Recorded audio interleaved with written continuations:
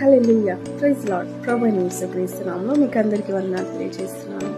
దేవుడు మన జీవితంలో ఎన్నో మేలు చేస్తున్నారండి. హల్లెలూయా. ఈ రోజు మనం సజీవ లెక్కలో ఉన్నామంటే అది కూడా దేవుడు మనకి చేసిన ఒక గొప్ప మేలు. హల్లెలూయా.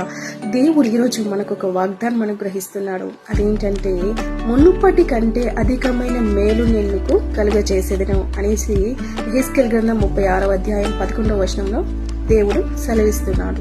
సో మన జీవితంలో ఇక ఏ మేలు మనకి జరగదు, ఇక ఏ మేలు పొందుకోవడానికి మనము అర్హులము కాము అనేసి మనలో మనమే కృంగిపోతూ ఉంటాం. కానీ దేవుడు ఈరోజు మనతోనే మాట్లాడుతున్నాడండి, మీతోనే మాట్లాడుతున్నాడు.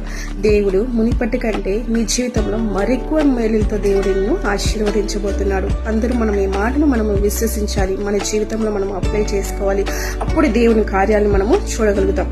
మన యొక్క అవిశ్వాసంను బట్టి మన జీవితంలో ఎక్కువ మేలుని మనము పొందుకోలేకపోతున్నాం. ఎందుకంటే మనం చేసినటువంటి పాపముల నిమిత్తం మనలో మనకే అవిశ్వాసం కలుగుతుందంట. హల్లెలూయా. మనం చేసే చిన్న పాపం వలన మనము విశ్వాసాన్ని కోల్పోతామండి. హల్లెలూయా. మన జీవితంలో విశ్వాసం కోల్పోకుండా మనము దేవుని ఎడల నమ్మకం కలిగి మేలుని పొందుకుంటూ ముందుకు సాగాలి అని దేవుడు ఆశపడుతున్నాడు. కాబట్టి దినం ఈ వాక్యం ద్వారా దేవుడు మనందరినీ ఆశీర్వదించి అధికమైన మేలుని మన జీవితంలో చేసి మళ్ళీ దేవుడు సంతోషపెట్టాలని ఆశపడుతున్నాడు. కాబట్టి కృంగిపోకండి. ఇప్పుడున్న పరిస్థితిని బట్టి మీరు బలహీన పడిపోకండి. దేవుడు గొప్ప కార్యాలు చేస్తాడు. మునుపటి కంటే అధికమైన మేలుతో మిమ్మల్ని అందరినీ దేవుడు ఆశీర్వదించబోతున్నాడు.